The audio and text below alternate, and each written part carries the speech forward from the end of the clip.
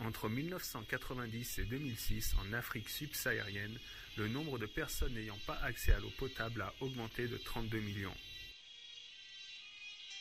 En Afrique, ce sont les femmes et les enfants qui, souvent obligés de parcourir de longues distances, sont chargés de collecter l'eau. Souvent, bien que la surface paraisse desséchée, de l'eau de bonne qualité se trouve à moins de 25 mètres de la surface. Cette eau peut être captée par les techniques de forage manuel. À chaque condition, géologie, profondeur, une des techniques de forage manuel est la plus adéquate, mais au final, le résultat est un forage identique à un forage foré mécaniquement, à un coût bien plus faible. Au lieu d'investissements massifs dans des équipements, des investissements en formation auprès des petites entreprises de forage manuel seront nécessaires afin qu'elles répondent à la demande en forage à faible coût. Avec un investissement modéré de moins de 500 $ en outils, une entreprise peut commencer à s'impliquer dans le forage manuel.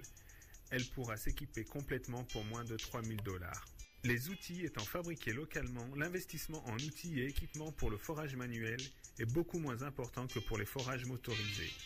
Presque tous les outils peuvent être fabriqués dans les ateliers de soudure locaux. Les entreprises privées fabriqueront les outils, foreront, installeront les pompes et contrôleront la qualité des travaux et formeront les usagers. L'appropriation des points d'eau par les communautés sera d'autant plus soutenue qu'elles auront activement participé au forage et installation des pompes. Le forage manuel, en s'ajoutant à la panoplie des techniques favorisant l'accès à l'eau potable des populations rurales, pourrait être l'aube d'une ère nouvelle où la majorité des personnes vivant en zone rurale auraient accès à une eau de qualité.